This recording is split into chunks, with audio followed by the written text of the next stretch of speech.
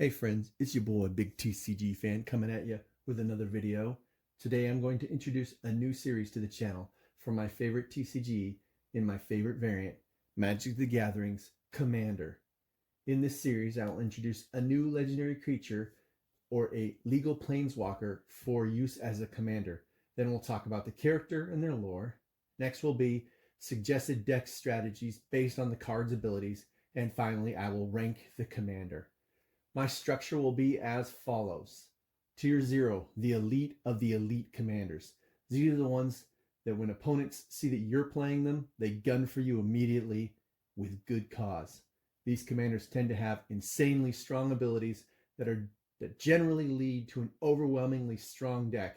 They're the best of the best. Next are Tier 1. These are excellent commanders with really good abilities. These commanders are great at what they do, and if not kept in check, will end up overwhelming the board if left to their own devices. Usually the other players know what's coming and will pick and poke at the deck as needed to slow it down, if possible. Tier 2, average commanders with linear abilities that are generally strong if left alone and will win out if the other decks will let them. Next are Tier 3. They're not very good commanders with limiting abilities that generally require a really good deck to do much with. Finally, our tier WTF. Why are you using these commanders? They're either ones with no abilities, insanely high mana cost for what they do, or just really bad commanders. I do have a caveat for this though. This is the wheelhouse of the insane players who just like to take these junk commanders and use them just because they can. You're going to get some fun decks sometimes out of those. For our first commander, I wanted to pick one that was one of my personal favorites. So I chose Jaya Ballard, Task Mage. Let you get a good look at her here. With her, I just really love her artwork. She's sexy, of course. And I love cheesecake. And I just love her abilities. She has such a variety of useful abilities. Let me tell you a little bit about her. So she's a planeswalker from Dominaria. When she was a small child, she was a thief who was discovered by the Archmage Eternal Joda while trying to steal from him. He sensed magic in her and took her in, and after learning a few spells, she left to go be a task mage. She's a wild child who just basically does what she wants when she wants, if possible. Although she does have a very strong good streak that always ends up causing her to help people in the end. She was directly involved in ending the Ice Age, and 20 years after the casting of the World Spell, she aided Jonah in searching for the missing Marcel's ring. Ironically, she had actually donned the ring and was possessed by Marcel, the Pretender's spirit. And what ended up happening is she actually attempted to kill Jonah, but he responded by both healing himself and using his mirror to release her Planeswalker spark, which freed her from the evil spirit of Marcel the Pretender. Then she also afterwards bounced around helping the people of Dominaria before finally departing into the multiverse to explore what was out there. Her story didn't pick back up later until Chandra found her at Carol Keep pretending to be the matriarch, Mother Luti. She went with Chandra, who she took in as a student because Chandra is a very wild child. And at this point, Jaya is much older, more wise, more experienced with her fire mage skills. It's actually quite impressive that she lived for so long, considering most pyromancers tend to flame out and burn quickly because they're wild. That's the heart of what red is, basically. She went with Chandra to Dominaria and then actually helped in the slaying of the demon Balzanlok. And then next, she went with the Gatewatch to Ravnica, where she was trapped in Ravnica by Bolas with the Immortal Sun's activation. She actually aided the other planeswalkers in defeating Nicol Bolas.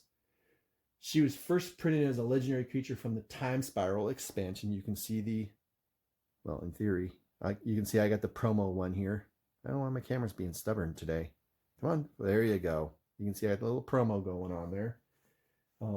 It's been reprinted in the premium Deck Series Fire and Lightning, and then it's the promo store foil, which you can see is the one I have. She was also printed as a Planeswalker card, but those are not legal to serve as a commander. As you can see, this card costs... Why are you being so stubborn today? Come on. Don't do this. You can see it costs 3 mana, 2 red, 1 colorless.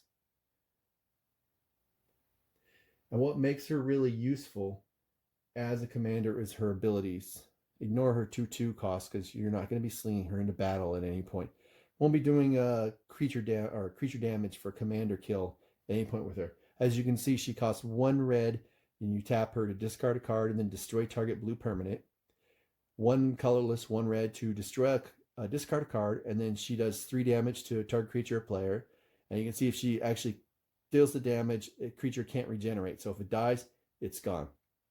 Lastly, for 5 colorless, 2 red, you can discard a card and tap her to have her deal 6 damage to each creature and player, including yourself. So keep that in mind. Now, for me personally, her best ability is her first one. Discard a card, destroy target blue permanent.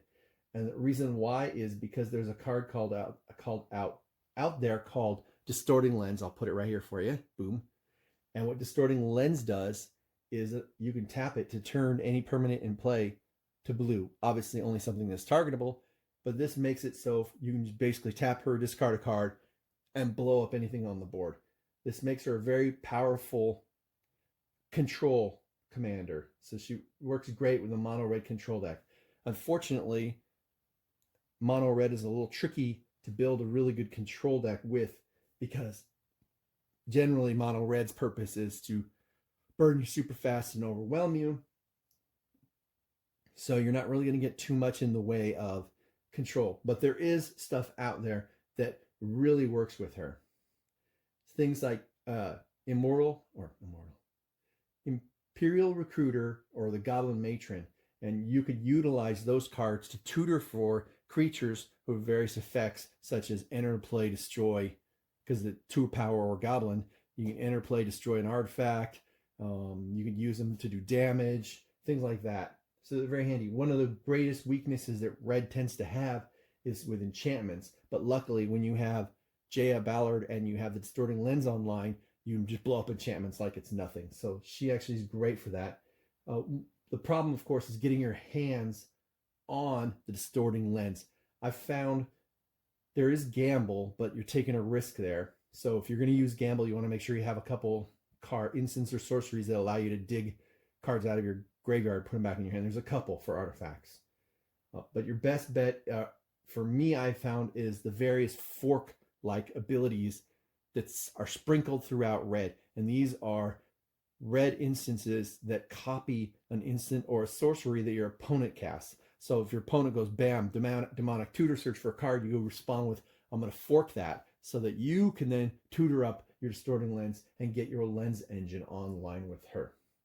Now, unfortunately, like most control decks, she's going to struggle with winning. And your best bet with her is a combo.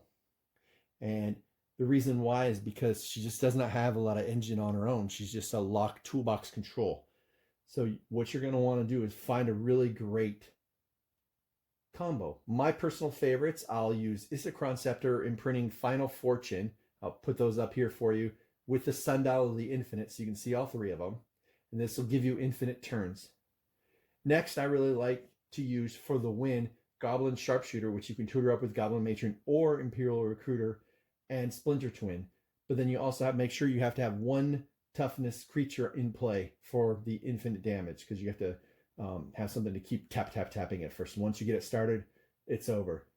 There's also tons of other mono red with artifact combos infinite out there. What I've done is I've found a website called MtgSalvation.com. They have a forum, and I'm putting a link in the description directly to one of their forum board messages that goes through tons of infinite combinations in pretty much almost every color combination you can think of. With her, I also highly recommend that you throw an Insurrection in the deck. And what this card does is it's 5, I'll put a boop right there, 5 colorless, 2 red, gain control, all creatures in play, untap them, give them haste.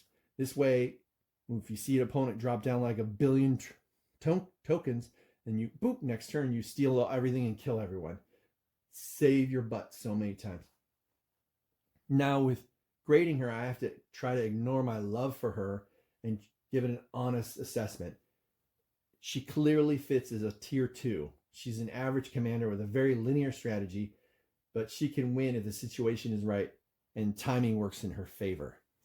So there she is, the lovely Jaya Ballard in her youth. She kind of gets old quick on us. So I want to thank you guys for swinging by. If you want to see your commander profiled, please comment down below and I'll try to add them to my list to profile. I'm going to be making these videos every Friday. I'll be dropping a new commander in there for you. Please make sure that you like, subscribe, comment down below, and share if you can. Peace out.